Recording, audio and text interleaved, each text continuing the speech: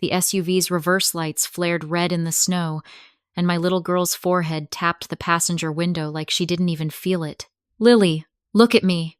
I slapped the glass, my breath turning to fog. Diane didn't look up. My mother-in-law kept one hand on the gear shift and the other on a little paper cup she'd just taken from Lily. "She's fine," Diane said, calm as Sunday. She needed something to settle down. My husband's voice came from the porch behind me, low and warning. "Nora, don't make a scene. The neighbors can hear you." A scene. My 7-year-old was drooping in a moving car, and he was worried about the neighbors. The tires crunched. The SUV crept back, and I realized with a clean, sick clarity, my daughter was not safe with either of them. I yanked the door handle. "Locked. Unlock it!" I shouted. "Diane, unlock it!" Diane finally turned her head and gave me that practiced look, sad, patient, like I was the one who needed supervision. "We're taking her inside," she said. "You're worked up." We weren't even at our house. We were at the rental cabin Diane insisted on for family bonding, 2 hours from Portland, surrounded by trees and bad cell service. Caleb stepped off the porch, hands out like he was talking down a dog. "Babe, she's sleepy." Mom gave her chamomile. "You're acting like she's drugging her." "Because she is," I said, and my voice broke. The SUV stopped. Diane reached over Lily's lap, pressed a button, and the lock clicked open. Not kindness, permission. I swung the door wide. Lily's eyelids fluttered like she was fighting sleep in a place she didn't understand. When I touched her wrist, her skin felt too warm. "Baby, can you sit up?" I whispered. She tried. Her head wobbled and fell onto my shoulder. Diane leaned closer, voice still sweet. "Don't shake her. You'll scare her." I stared at the paper cup in her hand. A sticky ring clung to the rim. Not tea. Something thicker. "What did you give her?" I asked. "Just a little help," Diane said. She was crying. You know how she gets when she misses her dad. Lily's biological father had been gone for years. Diane used his name like a key. Caleb moved in behind me, putting a hand on my back, not supportive guiding. "Let's all take a breath," he said. "You've been on edge since the school called." The school called because Lily came home with bruises shaped like fingers and told the nurse, very softly, that Grandma squeezes when I won't hug. I'd confronted Diane. She cried on cue. Caleb made me apologize to keep peace. Tonight, Lily was limp. I scooped her up. Caleb's hand clamped on my elbow. "Don't take her," he muttered. "You'll make this worse." I pulled free and stumbled toward the cabin steps. Diane called after me, voice rising one notch. "If you keep acting unstable, I will call someone. I'm serious. Someone. Not a person. An authority." Inside, the cabin smelled like pine cleaner and wood smoke. Diane had hung a glitter banner over the mantel. Family first. I laid Lily on the couch and grabbed my phone. No signal. I ran it along the window frame. One bar flickered, then died. "Give me the car keys," I said, turning to Caleb. He blinked. "What?" "Your keys. We're leaving. Now." Diane came in behind him, closing the door quietly, like she was sealing something. "No one is going anywhere tonight," she said. "Roads are icy. Lily needs rest." "She needs a hospital," I snapped. Caleb scoffed. "Nora? She had hot cocoa? She's fine." Hot cocoa. That explained the syrup ring. I knelt by Lily. Her lips moved. "Mom, I'm here," I whispered. "Did Grandma give you something?" Lily's eyes opened a slit. "Gummy," she mumbled. "Pink." My heart went hard. Diane's chin lifted. "Melatonin. Children's. It's sold everywhere. Don't be ridiculous." Too easy. Too neat. Caleb rubbed his face like I was the problem. "See? It's nothing. You're spiraling again. Again." That word wasn't accidental. He'd been planting it. Where are my keys? I asked. Diane smiled. Safe, she said. So you don't do something you'll regret. The quiet part of me woke up. The part that only shows up when the world is on fire. I walked to the hallway where our coats hung. Caleb's duffel bag sat on the floor. I unzipped it. Not clothes. Paper. A thick folder with my name on a tab. Caleb lunged. Don't! I pulled it out anyway. At the top. Emergency temporary guardianship. Beneath it, a blank line for my signature. Under that, a typed statement titled Incident Report, describing me. Mother exhibits erratic behavior. Mother may be a danger to child. My stomach dropped. I stared at the label until the letters stopped swimming. Lily's name, yes, but the doctor's name wasn't ours. The pharmacy wasn't ours either. What is that? I asked, keeping my voice low so Lily wouldn't hear. Diane's smile stayed put. A precaution, she said. For nights when she can't settle. Caleb stepped between us. Put it down, he murmured, like I was the one being dangerous. It's in her name, I said. Why is there a prescription in her name that I've never seen? She gets motion sickness, Diane said too fast. Lily had never been motion sick once. I turned the bottle. The safety seal had been peeled and pressed down again, messy. My stomach flipped. I pictured Diane stirring something into cocoa, calling it care. I reached for my purse. Caleb caught the strap. Stop, he whispered. You're going to scare her. She's already scared, I said. She's just too sleepy to fight. Diane's voice stayed gentle. I can call someone, she said. A friend who deals with unstable mothers. I looked at Caleb, waiting for him to shut this down. He didn't. He just stood there, silent, like he'd agreed to the wording. I slid the bottle into my pocket. Diane's eyes sharpened. Give that back. No, I said. Not this time. And then I noticed my phone had no signal while Diane's screen, in her hand, was bright with full bars. Then I heard it tiny. Metallic. A click from Diane's locked suitcase. I looked up. Diane had opened it a crack, just enough to slide something out. A prescription bottle. My daughter's name was on the label. The second Diane's phone showed full bars. The room tilted. It wasn't the forest. It wasn't the cabin. It was her. She'd brought her own signal like she brought her own casseroles. What is that? I asked, pointing. A booster, she said. This area is spotty. I thought ahead. Her tone said, You didn't. Caleb stepped closer, trying to lower the temperature. Mom just didn't want you driving on ice without reception, he said. I stared at him. Then why is my daughter drugged and you're carrying paperwork about me being unstable? He opened his mouth, then shut it. That hesitation told me everything. Lily stirred on the couch, a small whimper pushing out of her throat. I sat beside her and stroked her hair until she settled again. I could feel Diane watching me like I was a client. I'm staying with her, I said. Diane crossed her arms. Of course you are, she replied, like the decision belonged to her. Caleb and I will talk in the kitchen. No, I said. Whatever you're planning, you can plan it where I can hear it. Caleb's patience finally cracked. Nora, please, he said, voice tight.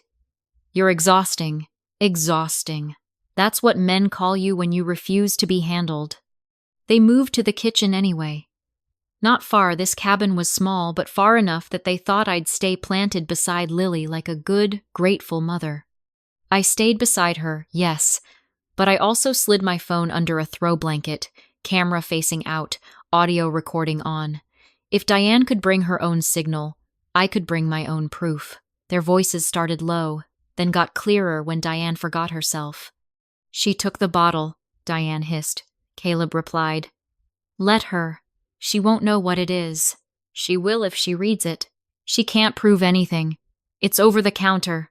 That's not the point, Diane snapped. The point is, she keeps refusing to cooperate.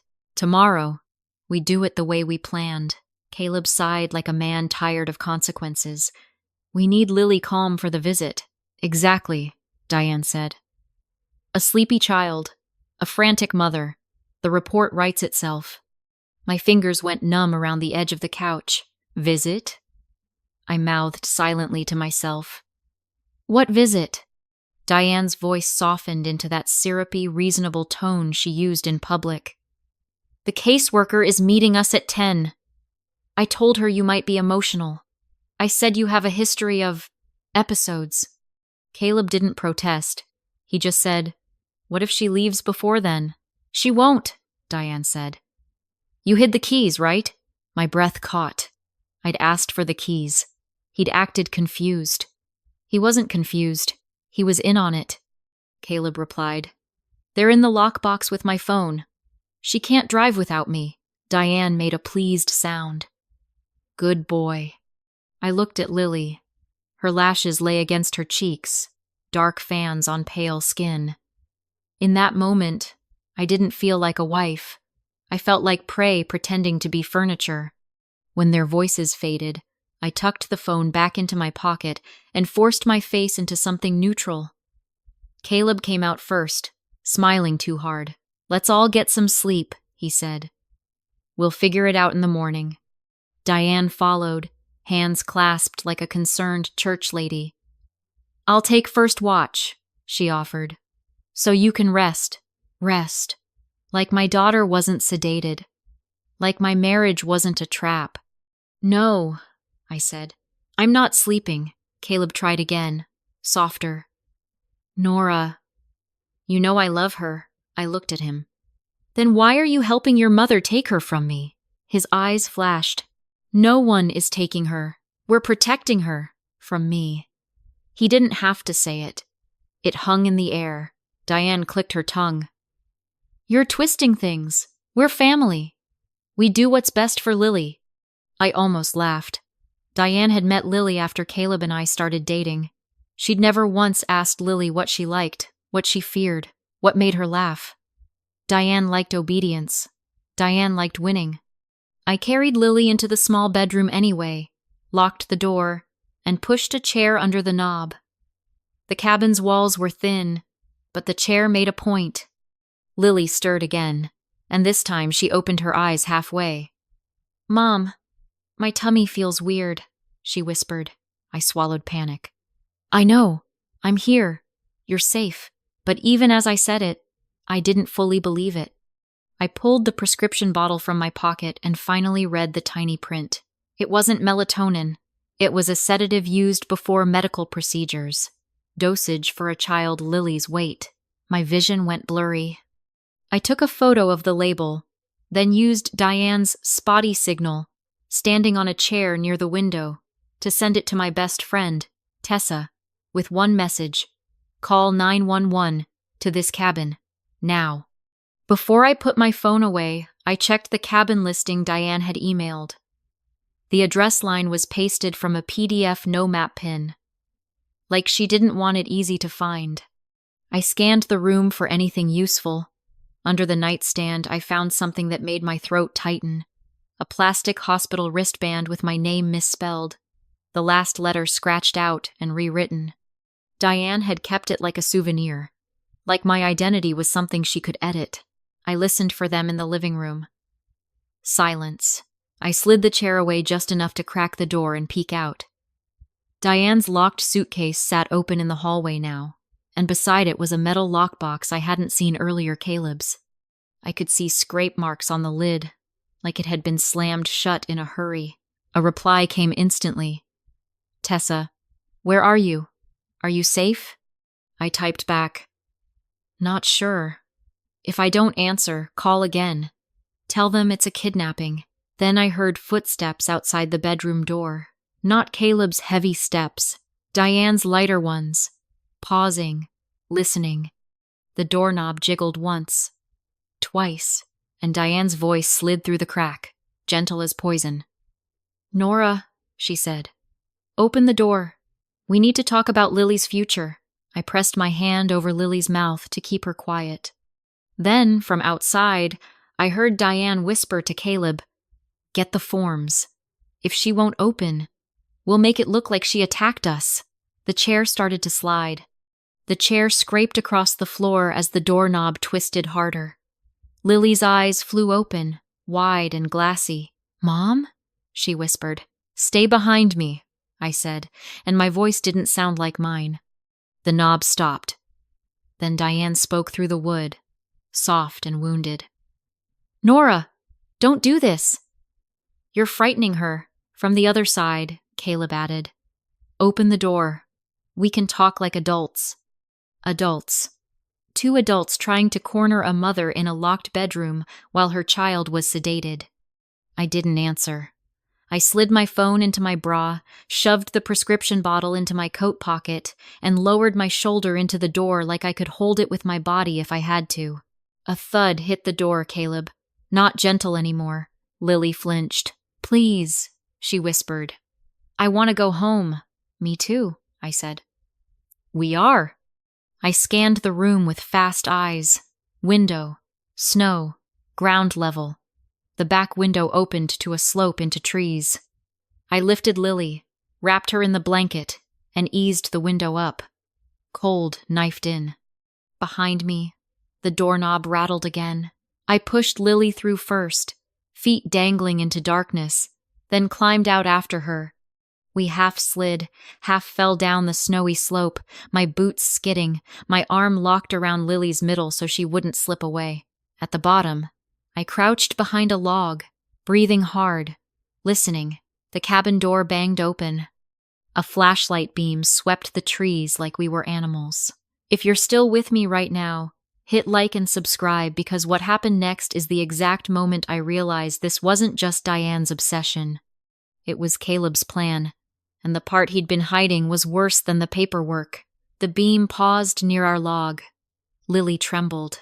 I pressed my lips to her hair. "Don't move," I mouthed. The light shifted away. Caleb's voice carried in the cold. "She can't get far. She doesn't know these woods," Diane answered, sharp. "Then call your brother. Tell him to drive the truck around the back road." We cut her off. My stomach turned. They weren't calling for help. They were coordinating. "My phone vibrated once, Tessa." I answered without speaking. "I got through," she whispered. "Dispatch says a deputy is on the way. Stay put if you can." "I can't," I whispered back. "They're hunting us." "Then get to the road," Tessa said. "Stay on speaker. I'm recording." I grabbed Lily's hand and we ran. Not straight, zigzagging through trees, branches snapping, snow soaking my jeans. Lily stumbled twice, and each time I yanked her up by pure panic. We reached the narrow gravel road in front of the cabins just as headlights appeared, Caleb's brother's truck, exactly like Diane said. It slowed, scanning, a predator's crawl. I pulled Lily into the ditch and covered her with my body. The truck passed, then braked. Reverse lights flared. My heart slammed so hard it felt loud. Then, from the opposite direction, another set of headlights approached, fast tires spitting slush. A police cruiser. The truck jerked forward like it had been caught doing something wrong. The cruiser stopped between us and it, bright spotlight sweeping. A deputy stepped out, hand resting near his belt. "Ma'am?" he called. "Are you Nora Ellison?" "Yes," I said, standing up, Lily clinging to my leg.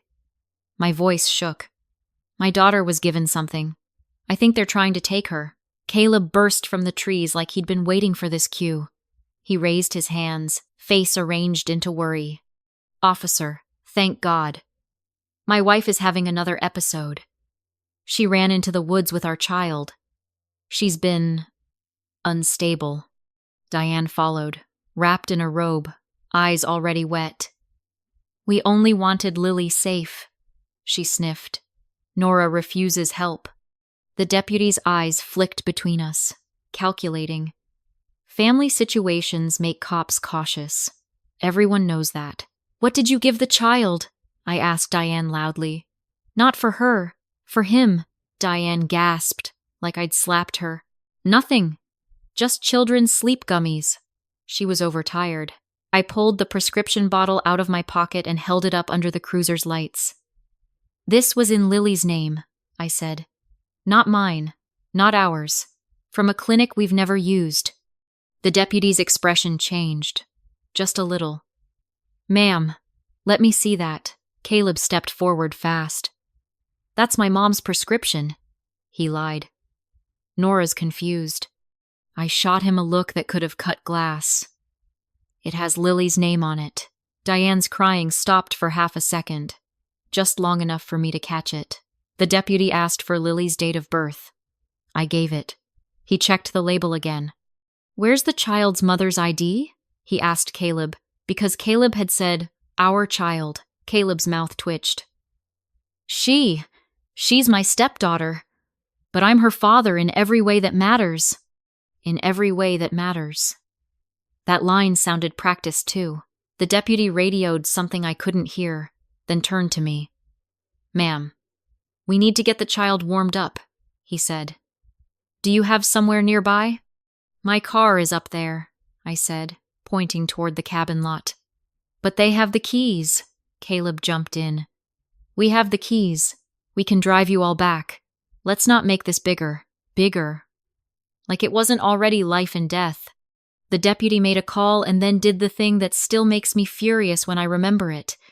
He asked us to go back to the cabin to sort it out. He didn't arrest anyone. He didn't separate anyone. He walked us back like a mediator at a divorce meeting. Inside the cabin, Diane handed the deputy a folder, the same one from Caleb's duffel already opened to a highlighted page. See? Diane said, voice trembly. We've been documenting Nora's behavior. For Lily, the deputy's eyes tracked the words, erratic, danger, episodes. He looked up at me with that neutral face people wear when they don't want to pick a side. And then Caleb said the sentence that changed everything. The court is already involved, officer. We have an emergency order for temporary guardianship. It was signed this afternoon. I felt the blood drain out of my body. Signed this afternoon. In the woods, while they were chasing us, they already had the paperwork. I didn't scream. I didn't faint. I did this quiet thing instead, where your body keeps moving because if it stops, you'll fall apart. Let me see it, I said. Caleb gave the deputy a paper, like he was handing over a driver's license. Diane hovered, ready to translate. The deputy read, nodded once, and looked at me. Ma'am, an emergency order means the child stays with the listed guardian until a hearing. Listed guardian. My throat tightened. Who is listed? Caleb said it like it was obvious. My mother, Diane Carter. Lily's hand squeezed mine so hard it hurt. I turned to the page. My eyes went straight to the signature line. Nora Ellison, my name written in a slanted, careful imitation. I felt nauseous. That isn't my signature, I said. That's forged. Diane's face did the saddest little collapse. We asked her earlier, she told the deputy. She signed and then regretted it. She's confused, Caleb added. She does this. He said it like a diagnosis. The deputy didn't know us. He didn't know who lied better. He looked at the order, then at Lily, then at me. And he made the choice the system makes all the time. He chose the paper. Ma'am, he said gently, you can contest it in court. Tonight we need compliance. Compliance. That word broke something in me. Can I at least pack her things? I asked. Diane answered before the deputy could. She has everything she needs, she said quickly. Lily whispered, Mom, don't leave me. I wanted to claw the walls. Instead, I kissed her temple and whispered in her ear, Listen to me. If anyone gives you anything to eat or drink, you don't take it unless you call me first. You hear me? She nodded, eyes wet. Diane reached for Lily's hand. Lily shrank behind my leg. Caleb crouched, voice syrupy. Sweetheart, it's just one night at Grandma's. Mom needs to calm down. Calm down. That phrase again. The story they'd chosen for me. The deputy watched, waiting for me to cooperate like a good woman being separated from her child. I let Lily go because I didn't have a choice. Diane took her like a prize. They left in Diane's SUV. Red taillights vanished into snow. When the cabin door shut, the silence hit me so hard I gagged. Tessa arrived 20 minutes later, hair wet from driving too fast. She took one look at my face and didn't ask questions. "Show me everything," she said. I played the recording from under the blanket. Diane's voice. Caleb's voice. Sleepy child. Frantic mother. Tessa's jaw tightened. "We go to court at sunrise," she said. "And we don't go alone." By morning, we were in a bland office above a coffee shop, sitting across from a family law attorney named Marisol Chen. Marisol had tired eyes and a spine made of steel. She listened without interrupting, not even when my voice shook. When I finished, she asked one question. "Why are they doing this?" I swallowed. "They say it's for Lily." Marisol didn't blink. "No," she said. "What's the real incentive?" I didn't have an answer until she opened her laptop and pulled a public probate record. "Your father," she said, tapping the screen. "The trust set up for Lily after he passed." My stomach dropped. I'd tried not to think about that money. It was for college, for adulthood, for a life that wasn't about survival. Marisol scrolled. "The trust releases funds to the legal guardian of the minor child for health, education, maintenance." "That's broad. Too broad," Tessa whispered. "So, if they get guardianship..." "They get access," Marisol finished. "Not all at once, but enough. Enough to trap you." I felt stupid in a new way. Not just betrayed, outsmarted. Marisol kept going. "And this emergency order? It's ex parte. They filed it without you present. Judges sign these fast when the paperwork looks clean." "Clean," I repeated, thinking of my forged signature. "They stole my name, and they're counting on you looking unstable while you fight it," Marisol said. "That's why the sedation. That's why the cabin." We filed an emergency motion for an immediate hearing and a protective order. Marisol told me not to contact Caleb directly. "Everything goes through counsel," she said. "If he baits you into a text fight, he'll screenshot it. If Diane cries on video, they'll call it evidence."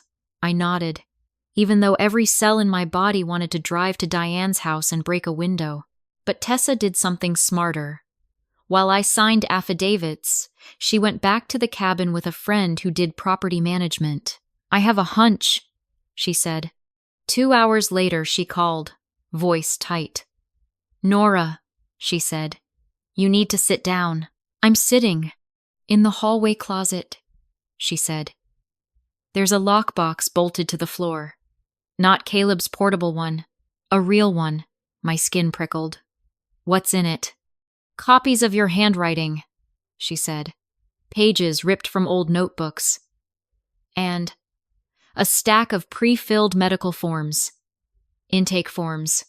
Lily's name already printed. And one for you." "For me?" Tessa swallowed audibly. "It's a mental health hold request, signed by a doctor's stamp. But the stamp is photocopied." My stomach rolled. They were going to have me committed. "So you'd look dangerous," Tessa said. "So Diane could keep Lily. So Caleb could control the money." Marisol's face didn't change when I told her. That scared me more than if she'd reacted. "This is not a custody dispute," she said. "This is an abduction with paperwork." We got a hearing for the next morning. That night, my phone buzzed with a notification from a number I didn't recognize. A photo message. Lily, sitting on a bed that wasn't ours, wearing pajamas I'd never bought. Behind her, on the wall, a framed sign in cursive. "Welcome home, Lillian Carter." Not Lily, Lillian, and Carter. Under the photo, one sentence. "She's finally where she belongs. Don't fight it. I stared at the screen until my hands stopped shaking. Then I noticed something in the corner of the photo, barely visible in the mirror. A small black camera, pointed straight at Lily's bed. Court didn't feel dramatic. It felt like old carpet, stale air, and me forcing my hands to stop shaking. Caleb walked in wearing the sweater I bought him for Christmas, like he was auditioning for Good Husband. Diane followed with a cross around her neck and a folder hugged to her chest. Lily wasn't there. Their attorney spoke first, reading Diane's incident report like it was gospel. Mother displays emotional instability, irrational accusations, danger to child. Caleb nodded at the table, eyes down, playing wounded. Diane dabbed dry eyes with a tissue, perfectly timed. When it was our turn, Marisol didn't raise her voice. She laid evidence down like weights. The prescription bottle with Lily's name, a close-up photo of the tampered seal. Then the audio from the cabin, Diane's own voice saying, "A sleepy child, a frantic mother." The report writes itself. The room went quiet in a way you can feel on your skin. Marisol put my real signature beside the one on the emergency order. Even across the room, the difference was obvious. "This order was obtained through forgery," she said. "And the child was sedated without parental consent." Diane shot up. "She's twisting everything." The judge, a sharp-eyed woman with a voice like a door slamming, lifted one hand. "Sit down, Miss Carter."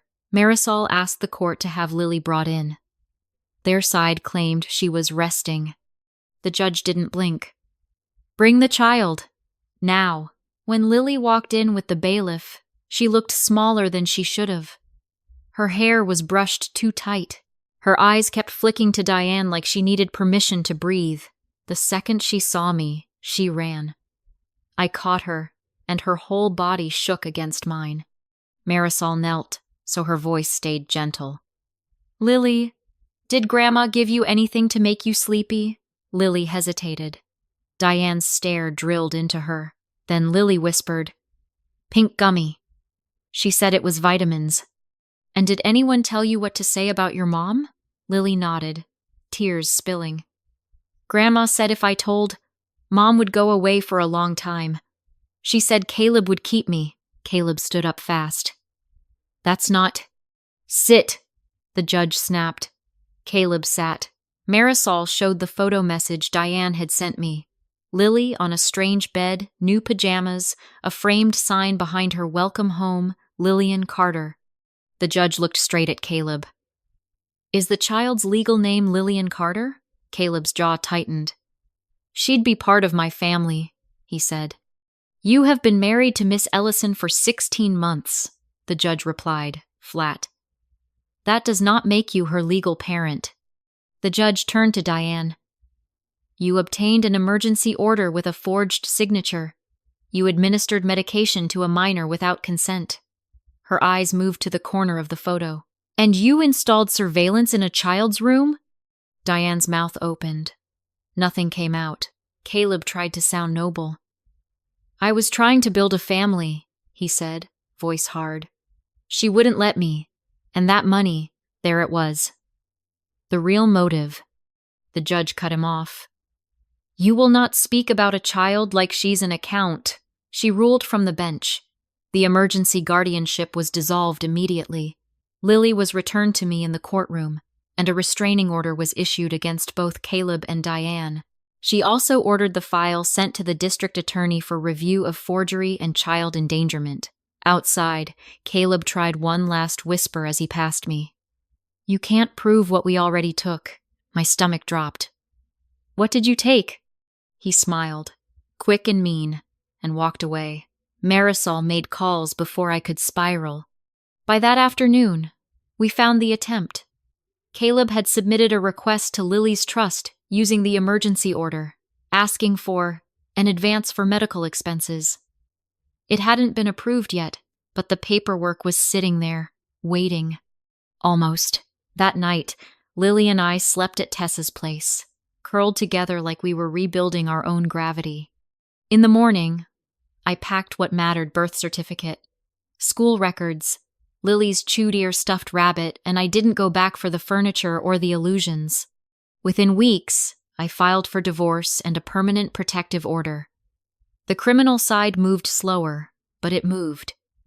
Diane's friend in child services stopped answering her calls the moment the audio hit a courtroom. One more thing came out before we left the courthouse. Marisol asked the judge for permission to retrieve Lily's belongings from Diane's house with law enforcement present. Diane's face flickered just for a second, like someone had mentioned a hidden room. The judge granted it. A deputy walked with us that evening. In Diane's guest room, above Lily's bed, we found the camera from the photo still on, still aimed at the pillow. On the dresser sat a neat stack of new clothes with tags already cut off, all labeled in Sharpie. Lillian C. And in Diane's closet was a packed suitcase, zipped and waiting, with a printed itinerary on top, one-way tickets for Diane and Lily to Boise, leaving in 2 days. Not a sleepover, not help, an exit plan.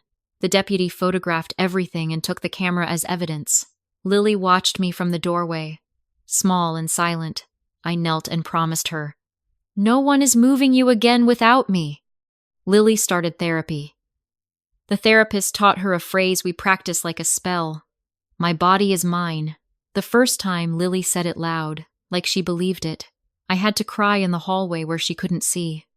We left Portland. Too many corners held old fear. We moved to a small coastal town where nobody knew our names. Lily's new school faces the ocean. On her first day, she ran toward the swings like she was taking her space back. And now I want to ask you something, because this is the part I still wrestle with when the house is quiet. If a family member tries to steal your child for their own good, do you believe they deserve forgiveness if they later say they were scared? Would you ever let them back into the child's life supervised, years later, or is that door closed forever? Tell me in the comments, and if you know someone living with quiet family manipulation, share this story with them. Sometimes the warning signs sound exactly like "I'm just trying to help,"